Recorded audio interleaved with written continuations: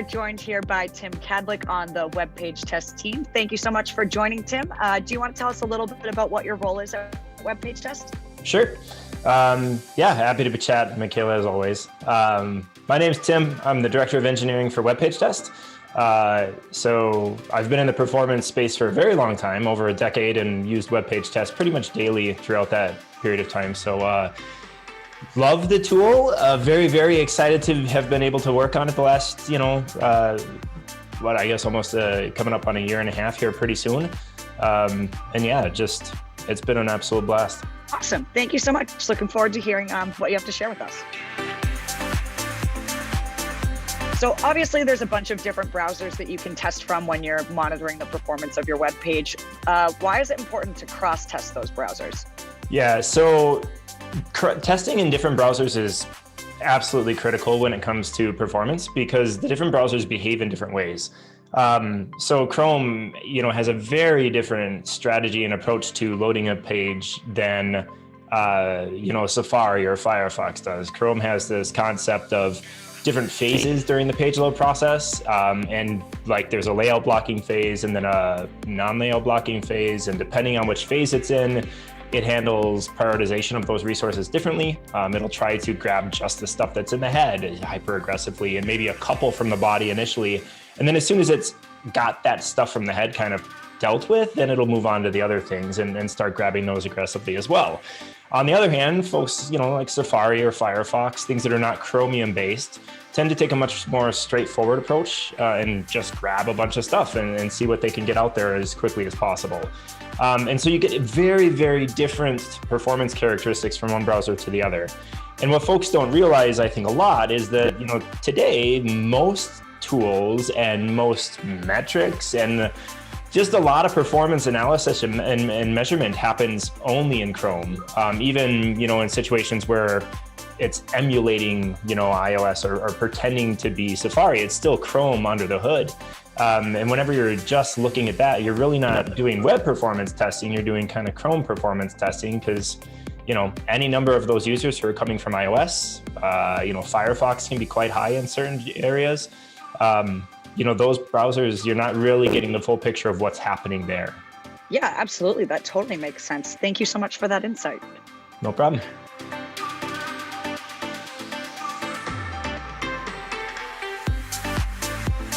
So when you're testing your website, of course, your users are very distributed. They're not always going to be in one place. So why is it important to test from specific locations? So that's a really good question. And one of those things that I think a lot of folks tend to, overlook sometimes. If you were trying to reach a global audience, or honestly, even an audience just spread out over any sort of geography, even if that geographic range is pretty small, like let's say you're even just going the US centric, depending on where your servers are located, you could be presented like very, very different response times for these users. So let's say, just hypothetically speaking, I'm a smaller site, and I have a server sitting in New York City, right? And then I've got a user who's trying to reach the site and they are trying to access it from California. Now, if that only server that exists lives in New York City, that means that their request has to travel all the way across the United States and back before they get a response. And so there's a lot of latency and delay involved in that process, which means that their response is going to be much, much slower than, say somebody who's connecting and happens to live a mile away from wherever that server lives. Now take that and expand that out to a geographic scale where now you're trying to reach an audience from different countries and different continents around the world. Those latency issues can really start to pile up.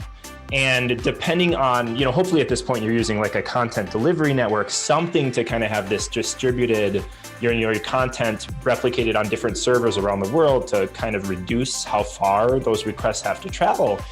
But that's still not all created equal. Certain CDN providers will have more locations or in one place than another. And so there's still areas where maybe you're not quite providing a great experience. I mean, to give you a concrete example, just profiling a site recently, we saw the time to first byte. So how long does it take from that initial request to when I get something back, was 3 times as slow if we tried to access that from a European testing location versus a test location in the United States.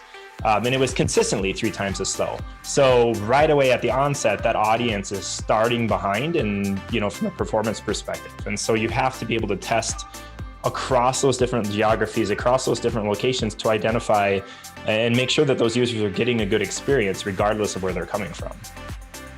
Yeah, absolutely. That totally makes sense. But measuring the same metrics across those different countries is definitely something that you need to do. But those connection speeds aren't always going to be apples to apples. So how exactly would we account for that? Sure. So there's 2 things. I mean, first off, inherently by, having locations in those actual geographies, we're going to be traveling a different route to that server. So that helps a little bit from that perspective. The other thing though, from a connection speed perspective, is you do want to do a little bit of homework and see, what does it look like in that part of the globe. There are quite a few online resources. It's not too hard nowadays to be able to find connectivity indexes.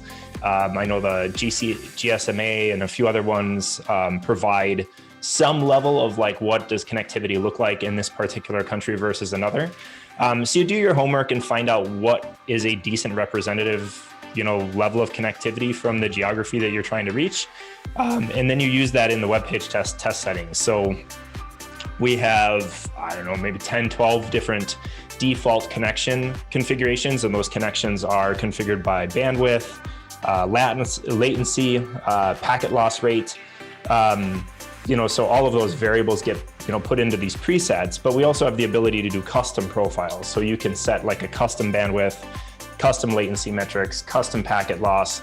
So you can really fine tune, the type of connection you're testing over, and really experiment what happens if, they're on a high bandwidth network, but the packet loss is really high. Wi-Fi networks are notorious for packet loss. What happens to my site in that situation? What happens to the experience if the latency is very, very high? And start playing with those different connection types. But again, going back to doing the homework and finding out what does it look like from that area.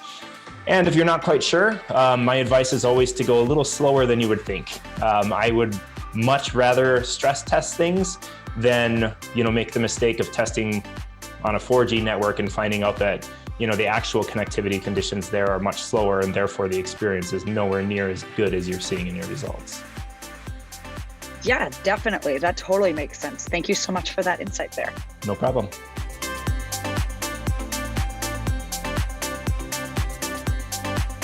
So your users can be coming from anywhere in the world, from any different type of device. So why is it important for you to be testing from both desktop and mobile? It used to be that a lot of sites, the majority of sites, I think, it was probably safe to say, go back 10 years ago, and maybe they were network bound, meaning that the primary bottleneck was the network. Networks, were a lot slower, latency was a lot higher, CDNs didn't reach as far around the globe as they do today. And so for all those, and the protocols that power the web are very chatty over the network. And so, when you do analysis, a lot of the stuff that you would see, the majority of the stuff that you would see that would be impacting performance in a negative way had to do with the network. And so that's where, maybe at that time, connection speed and stuff was the primary thing you should be testing. Now you fast forward to today and we're asking, websites are more dynamic and more interactive and more visual than they've ever been. We are asking more of the actual device than we've ever asked the device to do before. We send down high resolution images, which the device has to store in memory.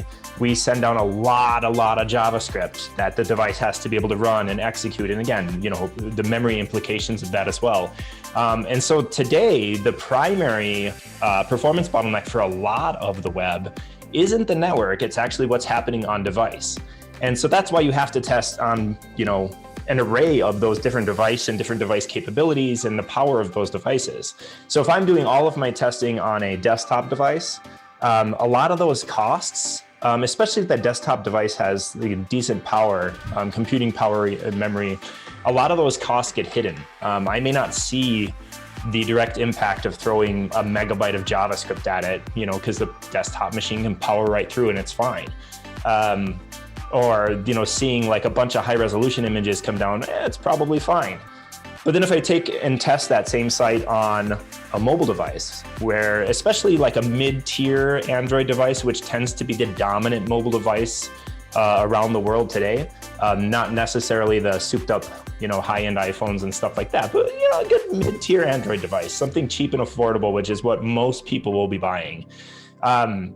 Those devices, if I throw the same site at it, the same amount of JavaScript, the same big high-resolution images, suddenly we're going to see very, very different performance characteristics because it's a lot harder for the device to handle that.